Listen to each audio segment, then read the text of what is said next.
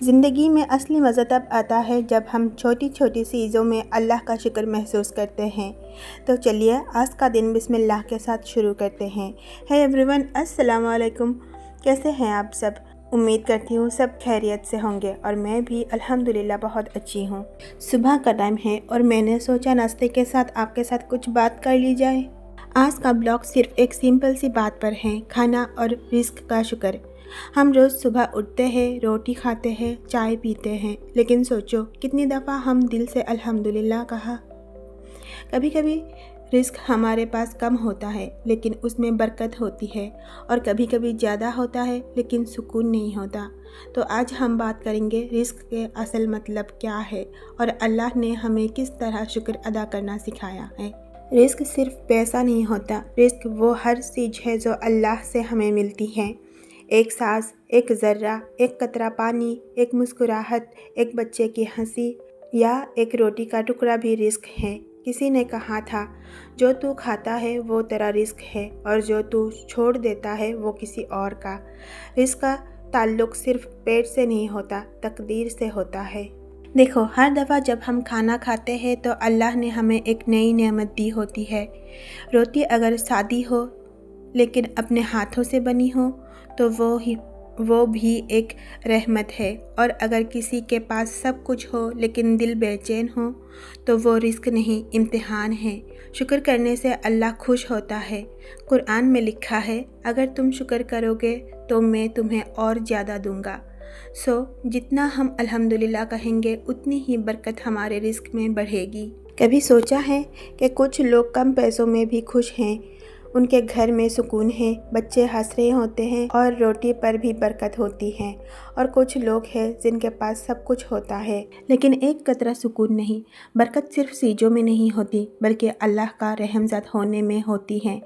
जब हम रिस्क का शुक्र करते हैं तो अल्लाह खुद रिस्क में इजाफ़ा करते हैं, और जब हम गिला शुरू कर देते हैं तो बरकत चली जाती है। रिस्क हर किसी के लिए लिखा गया है, बस फ़र्क है इतना कि किसी को पहले मिलता है और किसी को बाद में। इसलिए हमेशा हलाल तरीके से कमाओ और अपने रिस्क को शेयर करना ना भूलें। जब हम अपने खाने का हिस्सा किसी भूखे के साथ बांटते हैं तो अल्लाह खुद रिस्क में बरकत डाल देता है। अपने बच्चों को भी सिखाओ कि खाना ज़ाया नहीं करना और खाना खाते वक्त बिस्मिल्लाह और अल्हम्दुलिल्लाह ज़रूर कहना। ये छोटी छोटी आदतें हैं लेकिन यही आदतें हमारे घर में रहमत और बरकत ले आती हैं। रिस्क सिर्फ रोटी, कपड़ा और पैसा नहीं होता। रिस्क वो हर चीज़ है जो अल्लाह ने तुम्हें दी और किसी और को नहीं मिली। तुम्हारा सेहतमंद होना, तुम्हारा सुकून से सोना, तुम्हारा बच्चों का मुस्कुराना, ये सब रिस्क है।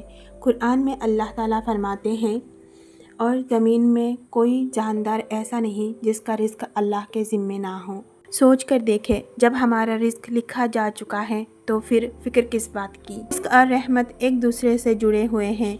जब अल्लाह किसी बंदे पर रहमत नाजिल करता है तो उसका रिस्क आसान कर देता है, और जब बंदा शुक्र अदा करता है तो अल्लाह उसका रिस्क और बढ़ा देता है। तो दोस्तों, रिस्क की बरकत शुक्र से बढ़ती है और नाशुक्री से चली जाती है। अक्सर हम रिस्क को पैसों से मापते हैं, लेकिन रिस्क वो नहीं जो बैंक में रखा हो। रिस्क वो है जो हमारे दिल में सुकून बन के बसता है। एक गरीब के पास ज़्यादा बरकत हो सकती है बनिस्बत एक अमीर के, क्योंकि वो हर नेमत का शुक्र अदा करता है। एक बुज़ुर्ग ने कहा, रिस्क कम या ज़्यादा होने से फ़र्क नहीं पड़ता, बरकत होने से पड़ता है। रिस्क का सबसे अहम पहलू हलाल होना। हलाल रिस्क सिर्फ पेट नहीं भरता, दिल भी रोशन करता है। हराम रिस्क सिर्फ जिस्म को ताकत देता है लेकिन रूह को बेचैन कर देता है। रसूलुल्लाह सल्लल्लाहु अलैहि वसल्लम ने फरमाया, हर जिस्म जो हराम से पाला गया उसके लिए जन्नत हराम है। सोच के देखो, हम किस रिस्क से अपने बच्चों को पाल रहे हैं। कभी कभी रिस्क देर से मिलता है, लेकिन याद रखो अल्लाह का भी देर नहीं करता, वो बेहतरीन वक्त पर देता है।